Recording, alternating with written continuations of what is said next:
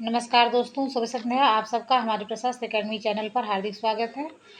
Channel पर नए हैं तो चैनल को सब्सक्राइब करिए, लाइक एंड शेयर करिए। हमारे चैनल पर साहित्य की विभिन्न विधाओं का अभ्यास कराया जा रहा है। इन सब के प्रैक्टिस सेट हमारे चैनल पे हैं, उन्हें देखकर आप लाभ उठा सकते हैं। और ये प्रश्न बहुत ही महत्वपूर्ण हैं। जो भी आगामी परीक्षाएँ होंगी, इनमें से प्रश्न आपको देखने के लिए अवश्य मिलेंगे। तो चैनल के साथ जुड़े रहिए, प्रैक्टिस करते रहिए। इसमें पहला प्रश्न है कि लड़कपन था तब मैं उसके समकक्ष था, हम में कोई भेद न था, यह पद पाकर अब मैं केवल उसकी दया के योग्य हूँ। वह मुझे अपना जोड़ नहीं समझता। वह बड़ा हो गया है, मैं छोटा हो गया हूँ। यह निम्नलिखित में से किस कहानी का अंश है? इसमें जितनी भी कहानियाँ हैं, ईदगाह, शतरंज के खिलाड़ी, अलग्योझा, गुल्ली डंडा, ये सभी कहानियाँ मुंशी प्रेमचंद्र की हैं। तो ये जो अंश दिया हुआ है, ये गुल्ली डंडा कहानी का लिया गया है। और गुल्ली डंडा कहानी जो है, ये भी जो है दो मित्रों की कहानी है। और ईदगाह जो है, इसमें एक बच्चे की कहानी, एक ऐसे बच्चे की कहानी है जो साल भर ईद का इंतज़ार करता है, और जब उसे पैसे मेले के लिए मिलते हैं तो वह खुद पर खर्च न कर कर अपनी दादी के लिए चिमटा खरीदता है। तो इसमें बाल मनोविज्ञान का चित्रण किया गया है। ये भी प्रश्न आता है कि मुंशी प्रेमचंद की कौन सी कहानी बाल मनोविज्ञान पर आधारित है, तो वो ईदगाह है। निम्नलिखित में से कौन सा कहानीकार प्रेमचंद्र युग में ही प्रतिष्ठित हो चुका था? तो जैनेन्द्र इसमें से जो है, इनकी प्रथम कहानी जो है 1928 ईस्वी में प्रकाशित होती है। और 1928 ईस्वी में प्रेमचंद की कहानियाँ जो है वो चरम पे थी। मतलब ढेर सारी कहानियाँ उन्होंने इस सत्र में लिखी थी। तो इस प्रकार से कह सकते हैं कि प्रेमचंद युग में प्रतिष्ठा पाने वाले जो थे वो जैनेन्द्र थे। बाकी कमलेश्वर, ममता कालिया, हरशंकर परसाई, ये सब 1960 के बाद आते हैं। प्रेमचंद्र की किस कहानी में बाल चरित्र का अनोखा वर्णन है? तो ये ईदगाह है। कफन कहानी इनकी अंतिम कहानी है प्रेमचंद्र की, 1936 प्रकाशित होती है। इसके जो प्रमुख पात्र हैं वो हैं माधव, घीसू और बुधिया। इसमें गरीबी की जो कहेंगे दशा है, दयनीय दशा, उसका वर्णन प्रेमचंद्र ने किया है। कफन कहानी का उद्देश्य आर्थिक विषमता वाले जिस समाज में एक को तथाकथित धनी मनी और बड़े लोग बैठे बैठे दुनिया के सारे आनंद लेते हैं, तथा निर्धन मजदूरों किसान रात दिन कठिन परिश्रम करके दो जून की रोटी का जुगाड़ नहीं कर पाते हैं। ये इसी का वर्णन कफन कहानी में मुंशी प्रेमचंद ने किया है। साहित्य का इतिहास साधारण इतिहास से इस माने में भिन्न होता है कि इसमें ऐतिहासिक घटनाओं को नहीं लिया जाता, शासन सत्ता के क्रमिक वर्णन से बचा जाता है। फिर है जीवधारी राजपुरुषों की जगह कल्पना से रची हुई श्रेष्ठ साहित्यिक रचनाओं के क्रमवार वर्णन की चेष्टा होती है। देश विदेश की राजसत्ताओं के उत्थान पतन की चर्चा न कर, ऑप्शन डी इसमें सही हो जाएगा कि देश विदेश की राजसत्ताओं के उत्थान पतन की चर्चा न कर उनकी मानव हित विरोधी नीतियों का पर्दाफाश किया जाता है। फिर अगला प्रश्न है कि भारतीय साहित्य शास्त्र में रस निष्पत्ति सिद्धांत निम्नलिखित साहित्याचार्य की स्थापना है। तो प्रश्न घुमाया गया है। प्रश्न ये है कि रस निष्पत्ति का सिद्धांत किसने दिया है? तो आचार्य भरत मुनि। आनंदवर्धन का ध्वनि सिद्धांत है, ध्वनि सिद्धांत है। और भरत मुनि ने रस सिद्धांत दिया। इनकी पुस्तक का नाम है नाट्य शास्त्र। इनकी पुस्तक का नाम नाट्य शास्त्र है। और भट्टनायक ने रस सिद्धांत की व्याख्या की थी। इनके सिद्धांत का नाम है भुक्तिवाद। भुक्तिवाद। मीराबाई की रचनाओं में किस भाषा की छौंक ज़्यादा पाई जाती है? तो मीराबाई राजस्थान की थी, उनकी भाषाओं में ब्रज भाषा और राजस्थानी तो राजस्थानी भाषा की छौंक उनकी भाषाओं में मिलता है। फिर इनकी अगर रचनाओं को देखें,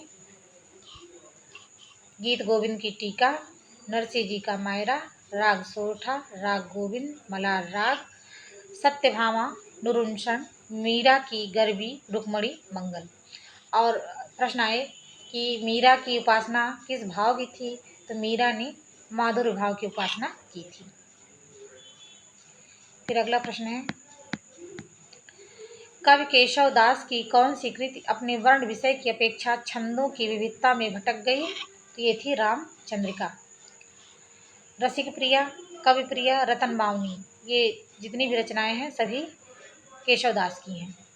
और केशव दास ने रामचंद्रिका की रचना जो है रामचरितमानस के प्रतिद्वंद में किया था। केशव दास को संवाद योजना में बेजोड़ सफलता मिली है। अगर प्रश्न आए कि केशव दास को किस रचना में संवाद योजना में सफलता मिली है, तो रामचंद्रिका में। इनकी रचनाओं को देखिए, रतन बावनी जो है कुंवर रतन सिंह की वीरता, शौर्य और पराक्रम का इसमें वर्णन है। इसमें 53 छंद हैं। रसिक प्रिया जो है नायक नायिका भेद एवं रस निरूपण संबंधित है। इसमें 16 अध्याय हैं। रामचंद्रिका में राम कथा एवं राम का गुणगान है। इसमें कुल 29 प्रकाश हैं। कवि प्रिया अलंकार पर आधारित है और इसमें कुल 16 प्रकाश हैं। और प्रश्न आता है कि कौन सी रचना केशव दास ने एक गणिका के लिए की थी, अपनी शिष्या के लिए, तो वो है कवि प्रिया। उसको अलंकार की शिक्षा देने के लिए उन्होंने कवि प्रिया की रचना करी थी।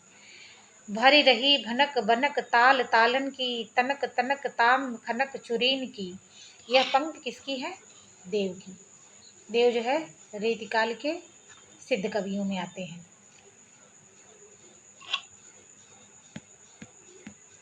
और इनकी एक महत्वपूर्ण पंक्ति है, अभिधा उत्तम काव्य है, मद लक्षणा लीन, अधम व्यंजना रस विरस, उल्टी कहत नवीन।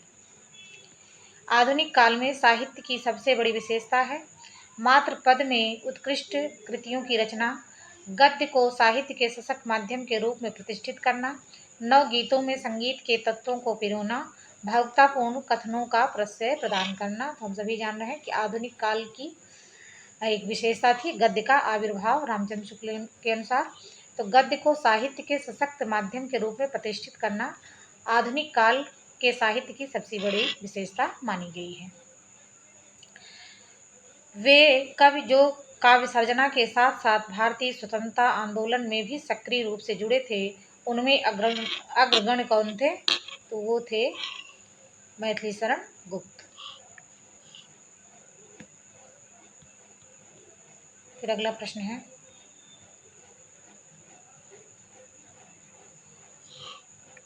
मैथिली शरण गुप्त को आधुनिक युग का तुलसी कहा जाता है और हर गीतिका इनका प्रमुख छंद है। तो ये भी प्रश्न आता है कि हर गीतिका का बादशाह कौन है, तो मैथिली शरण गुप्त है।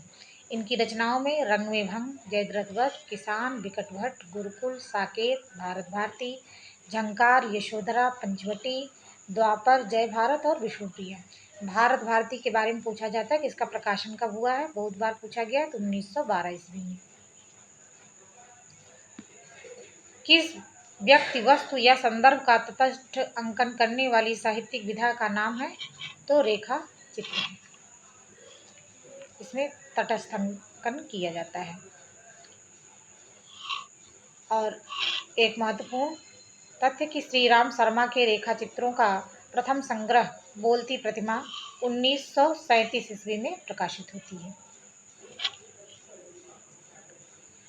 प्रगतिवादी कवियों में अपनी विचारधारा से कट्टरता पूर्वक जुड़े रहने वाले कवि कौन हैं? प्रगतिवादी कवियों में अपनी विचारधारा से कट्टरता पूर्वक जुड़े रहने वाले कवि कौन हैं?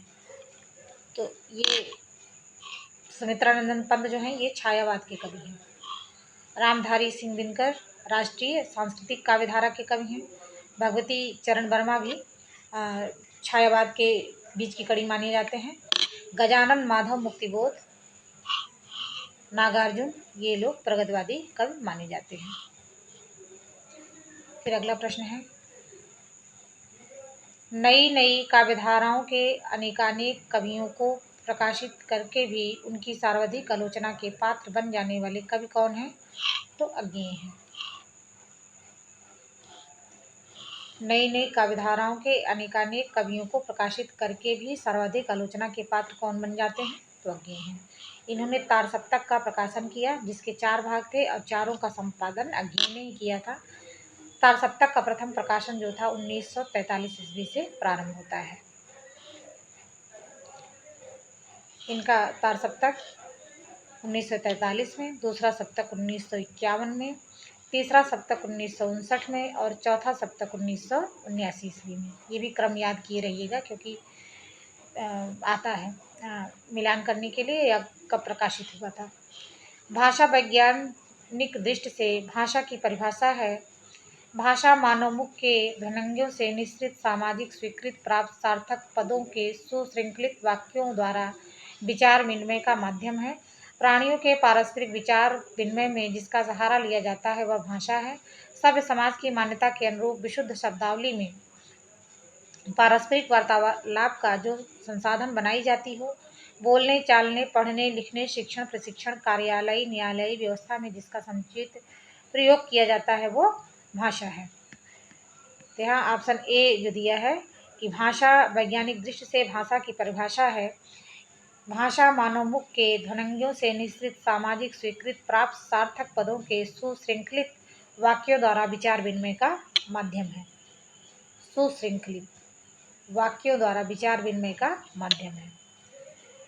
कामता प्रसाद गुरु के अनुसार भाषा की परिभाषा: भाषा वह साधन है जिसके द्वारा मनुष्य अपने विचारों को दूसरों पर भली भांति प्रकट करता है और दूसरों के विचार स्पष्टता से ग्रहण करने में सक्षम हो जाता है। फिर श्याम सुंदर दास ने परिभाषा दी कि विचारों की अभिव्यक्ति के लिए व्यक्त ध्वनि संकेत के व्यवहार को भाषा कहते हैं। भाषा की लघुतम इकाई पूछ रहे हैं, तो भाषा की लघुतम इकाई ध्वनि है। और सार्थक लघुतम इकाई अगर पूछे कि सार्थक लघुतम इकाई क्या है, तो शब्द होते हैं।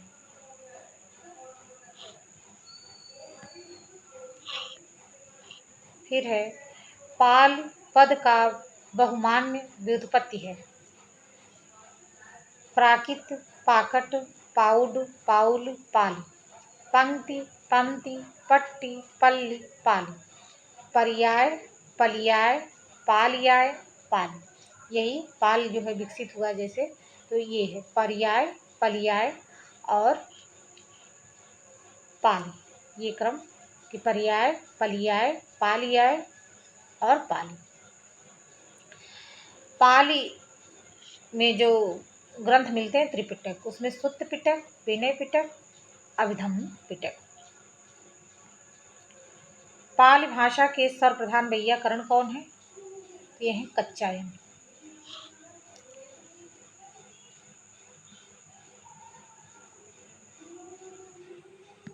प्रकृत संस्कृतम तदागतम प्रकृतम उक्ति का उचित भावार्थ है: प्रकृत भाषा का संस्कार करके प्राकृत भाषा बनाई गई। प्रकृत रूप में आधार भाषा थी संस्कृत, उससे जो विकसित हुई यह प्राकृत भाषा कहलाई। प्रकृत भाषा को माज कर जो संस्कृत भाषा बनी थी, लोग व्यवहार में घिसते घिसते वह प्राकृत हो गई। भाषा की प्रकृति है सुसंस्कृत हो जाना, सुसंस्कृत होते जाना, किंतु जब वह संस्कार विहीन हो जाती है तब प्राकृत भाषा के रूप में वह रह जाती है। तो यहाँ पे उत्तर दिया है प्रकृत संस्कृतम तदागतम प्राकृतम। इसका अर्थ है कि प्रकृत रूप में आधार भाषा थी संस्कृत, उससे जो विकसित हुई यह प्राकृत भाषा कहलाई। संस्कृत के जो सर्वप्रथम वैयाकरण थे वो थे वरोरिच। उनकी जो पुस्तक थी वो थी प्राकृत प्रकाश, और इनका समय कितना था? 7वीं शताब्दी में। तो प्राकृत वैयाकरणों में सर्वप्रथम वरोरिच आते हैं। पुस्तक है प्राकृत प्रकाश और समय है 7वीं शताब्दी। इन्होंने प्राकृत भाषा के 4 भेद माने: महाराष्ट्री, पैशाची, मागधी और सौरसेनी। फिर अगला है अपभ्रंश भाषाओं का विकास हुआ है। अपभ्रंश भाषाओं का जो विकास हुआ है प्राकृत भाषाओं से हुआ है। इसका जो विकास क्रम है संस्कृत, पाल, प्राकृत, अपभ्रंश, अवहट्ट और हिंदी। क्रम याद किए रहिएगा। हिंदी भाषा के सतत प्रवाह को ठीक एक जैसे रूप में विकसित हुआ न देख उसके एक विशेष युगीन रूप को निम्नलिखित भाषाविद ने नाम दिया है पुरानी हिंदी। तो ये हैं चंद्रधर शर्मा गुलेरी। इसके अतिरिक्त रामचंद्र शुक्ल ने भी पुरानी हिंदी कहा है। गुरु गोरखनाथ को हिंदी के किस विशेष रूप का कवि स्वीकार किया जाता है? पुरानी हिंदी के कवि के रूप में। और मिश्र बंधुओं के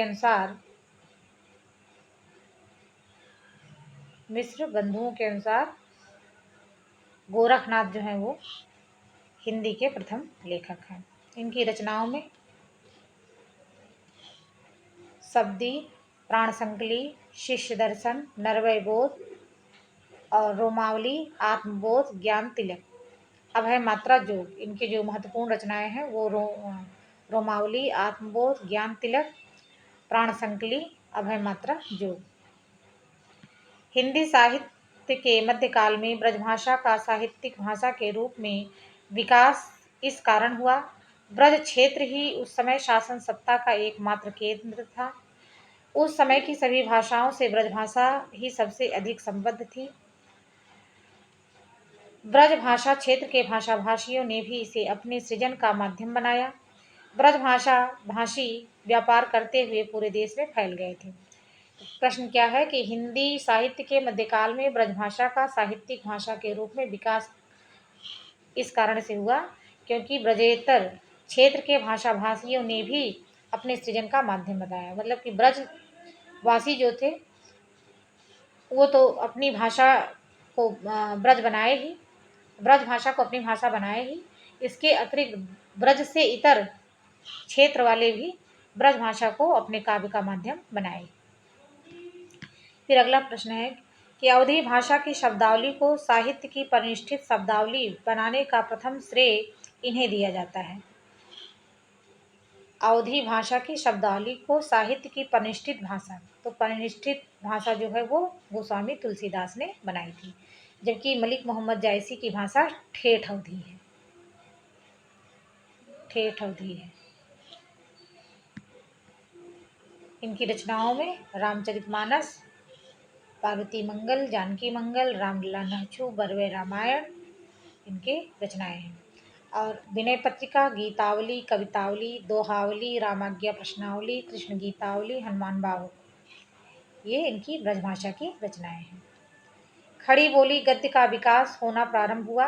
बोलचाल में अत्यधिक व्यवहार करने से हिंदी पद्यबद्ध रचनाओं तथा संस्कृत की कृतियों की भाषा टीकाओं से, बंगला रचनाओं तथा अंग्रेजी भाषा के श्रेष्ठ ग्रंथों के अनुवाद से, महावीर प्रसाद द्विवेदी द्वारा गद्य में ही रचनाएं करने के लिए विशेष रूप से आग्रह करने पर, तो महावीर प्रसाद द्विवेदी ने आग्रह किया कि गद्य और पद्य दोनों की भाषाएं खड़ी बोली की जाएं।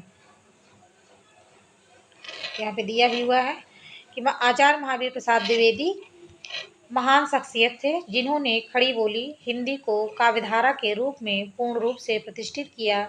खड़ी बोली हिंदी को स्थिर, निश्चित एवं उसे सर्वसम्मत रूप प्रदान किया। फिर अगला प्रश्न है खड़ी बोली गद्य के विकास का मूल आधार बना।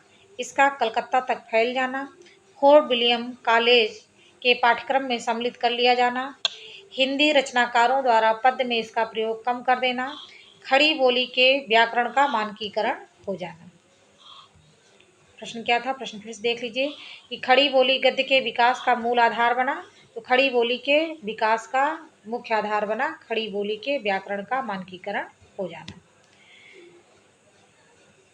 भारतीय संविधान में हिंदी को संघ की राजभाषा के रूप में मान्यता मिली थी 14 सितंबर 1949 को। इसीलिए 14 सितंबर को हिंदी दिवस भी मनाया जाता है। फिर अगला प्रश्न है कि वर्तमान हिंदी को संघ की राजभाषा बनाने का जो प्रस्ताव संसद में पारित हुआ, उसके प्रस्तावक कौन थे? उसके प्रस्तावक सी गोपाल स्वामी अयंगर थे। और भारतीय संविधान में भाग 17 में 343 से 351 तक राजभाषा का संविधान में प्रावधान किया गया है और यह 8वीं अनुसूची में है, जिसमें 22 भाषाएं सम्मिलित हैं। वर्तमान भारतीय गणतंत्र में हिंदी भाषा किस विशेष भाषा के रूप में मान्य है? तो यह है राजभाषा के रूप में। भारतीय संविधान के अनुच्छेद 343 में यह कहा गया है कि संघ की राजभाषा हिंदी और लिपि जो है देवनागरी होगी और अंकों का रूप भारतीय अंकों का अंतर्राष्ट्रीय रूप होगा, अर्थात 1 2 3 4, चाहे हिंदी में लिखेंगे चाहे इंग्लिश में लिखेंगे, लेकिन वही मान्य होगा। राष्ट्रभाषा का दर्जा उस भाषा का होता है जो पूरे राष्ट्र में पाई जाती है। राष्ट्र की सर्वोच्च शासकीय संस्था जिसे मान्यता प्रदान करती है। विभिन्न राज्य जिसमें परस्पर शासकीय पत्राचार करते हैं। राष्ट्र की समस्त भाषाओं में जिसका साहित्य भंडार सबसे अधिक और समृद्ध हो। तो राष्ट्रभाषा का दर्जा उस भाषा को प्राप्त होता है जो पूरे राष्ट्र में पाई जाती है। मानक भाषा किसी भाषा का वह रूप होता है जिससे उस भाषा का सम्मान बढ़ता है। भिन्न भिन्न भाषा क्षेत्रों में उसका एक रूप समान रूप से प्रामाणिक माना जाता है और वही तदनुरूप प्रयुक्त होता है, जिसके आधार पर दूसरे भाषा रूपों की स्थिति जांची परखी जाती है। प्रदेश सरकार जिसे मान्यता प्रदान करती है। तो मानक भाषा वह होती है भिन्न भिन्न भाषा क्षेत्रों में उसका एक रूप समान रूप से प्रामाणिक माना जाता है, वही तदनुरूप प्रयुक्त होता है। इस प्रकार से इतने महत्वपूर्ण प्रश्नों को हमने हल किया। चैनल पे नए हैं तो चैनल को सब्सक्राइब करिए, वीडियो पूरा देखिए, चैनल को सपोर्ट करिए, सब्सक्राइब करिए। धन्यवाद।